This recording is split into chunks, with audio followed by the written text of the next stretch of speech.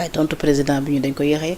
waaw non mais ki nga xamante ni tey ki nga xamante ni moo ko saisir moom teel na ko yëg ki saisir président le président de l'Assemblée nationale bi bind président moom teel na yëg tontu président su doon nit ku am kilifa du fa yem wax ji du yem foofu c'est-à-dire yow bind nga président de la République mooy sa kilifa di ko xamal ni ko lii la ñu bëgg a def loo ci xalaat mu ne la lii nga bëgg a def kat xóot na xóot goo xamante ni su ma sañoon ñu bañ ko defee foofu waaye ñu laaj ko askan bi ndax moom d'accord na ci man président de la République moom askan mi ma fal jox ma ay droit yi nga xamante ni moom la ma jox te yéen assemblée ngeen bëgg droit yooyu ma jël ko séddoo ko ak président de l'Assemblée nationale ak premier ministre loolu nañ ko delloo ci ki nga xamante ni mooy joxe droit yi parce que nag à la fin de la journée c'est le peuple qui est souverain. mais su jàppee ni le président est mal entouré peut-être est mal conseillé ndax mën na fa yam. c'est que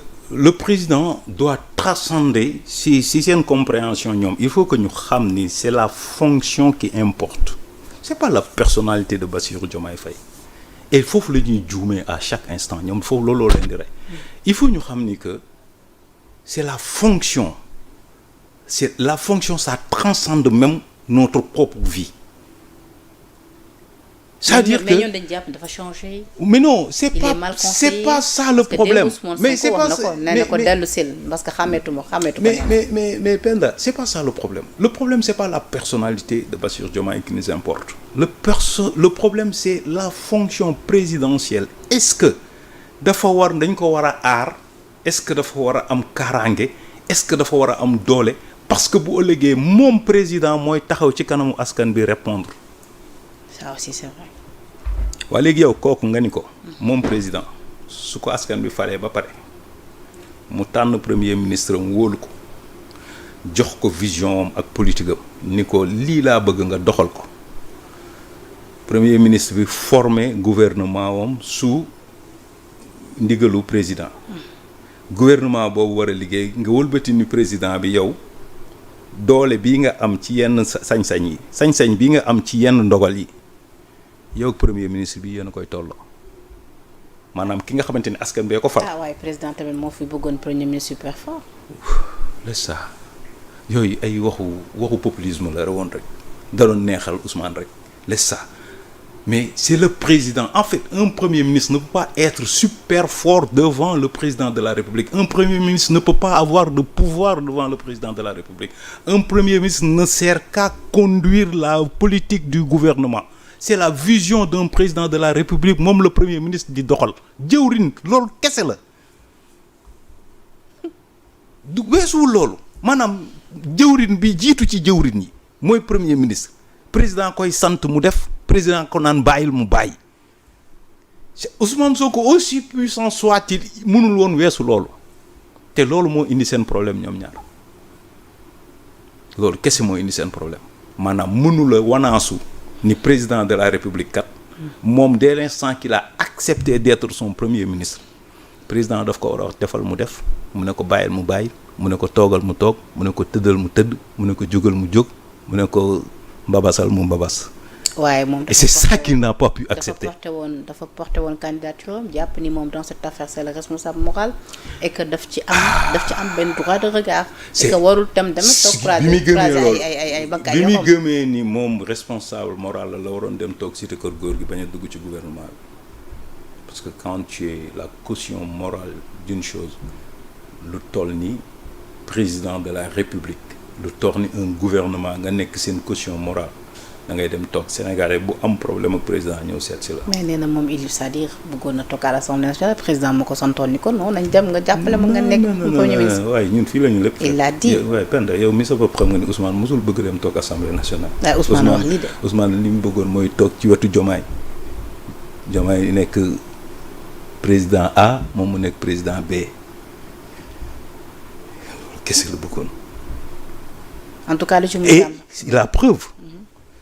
les propositions yi ñuy def par exemple dama lay jox benn exemple boo xamante ni rek moo gën a terre à terre nga jël cour constitutionnel ñu ne le président de la République dafay nommer 3 magistrats le président de l'Assemblée nationale nommer 3 magistrats le président de la République nommait le président de la Cour. Le président de l'Assemblée nationale nommait le vice-président de la Cour. Cour boobu dina liggéey. waaye pourtant regarde la nature présente. mais pourtant ñëpp c'est-à-dire hormis nomination magistrat ak chef bi ñëpp d'accord nañ ci transformation le conseil par une cour. oui oui d'accord.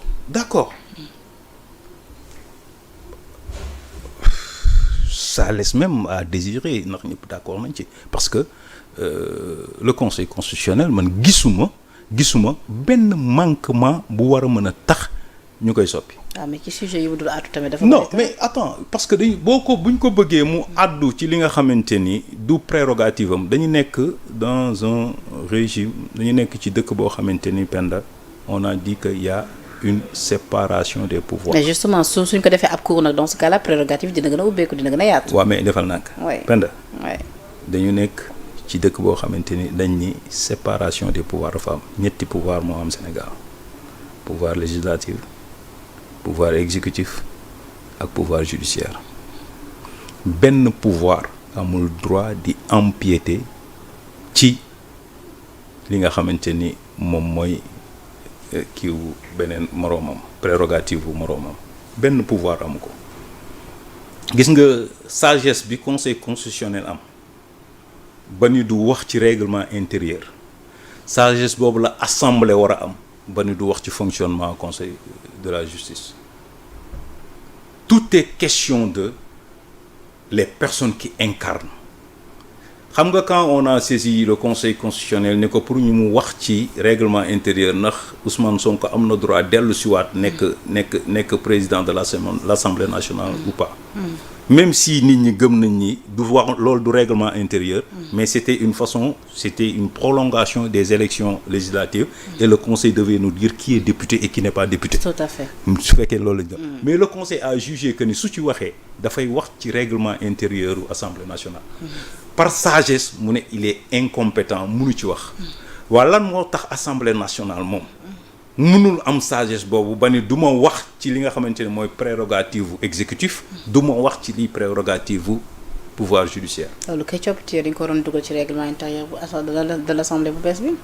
non règlement bu bees bi nga xamante ni dafa dépouiller le président de tous ses pouvoirs dépouiller le pouvoir judiciaire de tout ce qu'il a comme pouvoir lépp ñu an ko jox ko président Assemblée nationale. loolu moom mooy seen réforme bi nga xamante ni ñu ngi wax amu ci benn point boo xamante ne rek njariñu Sénégal. léegi ci les Sénégalais tey doon xaar Ousmane Sonko à l'Assemblée nationale mu indil ñu réforme sur la façon bi nga xamante ne moom la ñuy élire député depuis que Assemblée nationale di exister amu fi benn mandat boo xamante ni rek les Sénégalais se retrouvent ci député yi leen représenté à l'Assemblée nationale. député yi nga gis ni démb kon nekkuñu une assemblée de mais quand même c'est cette assemblée là que tu appelles assemblée de rupture lan la fi ñeneen ñi doon def te ñoom defuñu ko lan rek nga gis pend loo xamante ni ñeneen député yi ñu ngi ko doon def Sénégalais yi di ko ñaawlu te député yi defuñu ko ils ont fait pire mosoo gis député yu taxaw biir Assemblée nationale di wayal nit ils l'ont fait hier ñoom def nañ ko. assemblée bi mooy assemblée bi gën a yées ci assemblée bi Sénégal dalee am assemblée ba léegi. démb tamit ñu ngi doon xeex ak l'honorable député. démb non mais attends quand même ça veut dire que foofu lañ doon xaar Ousmane Sonko à l'Assemblée nationale moom mi nga xamante ni nekkoon na député moom mi nga xamante ni yàgg na taxaw di wax ni Sénégal problème bi mooy façon bi ñuy élire député yi. mais pourquoi tamit le président a voulu tamit faire tey ay amendements ci yenn ci points yi. notamment bi ñu ni président mënul nekk chef de parti ak chef de coalition. gis nga Penda lii ñu dal yëpp président moo ñu ko teg ça c'est la triste vérité parce que moom moo ubbi brèche bi nga xamante ni moom la ñu nekk di wax naan ndax dañuy changer constitution ndax dañuy dem référendum mais fii Sénégal toll priorité Sénégal du référendum priorité Sénégal du changer constitution. ak référendum li mu ñu mën a coûter yëpp. mënuñu ñu nekk ci crise économique bu doy waar. nawetu daaw baa ngi nii nit ñaa ngi yore seen gerte yi seen kër yi ba léegi mënuñu ko jaay.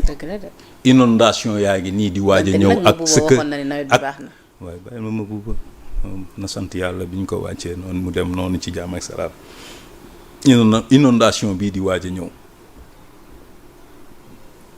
enseignement bi problématique enseignants yi nekk ci ay problème secteur santé nekk ci ay grèves yoo xamante ni depuis combien de mois Sénégal di dund benn chômage boo xamante ni ça n'a jamais existé les entreprises ferment nit ñi amatuñu liggéey nit ñi kenn la waay mënatoo ko ñu nekk ci crise yu doy waar yooyu yow président amoon dara looy xalaat lu dul naan da ngay modifier constitution ba assemblée di profiter aussi brèche boobu di la jox ay defal ay 32 amendements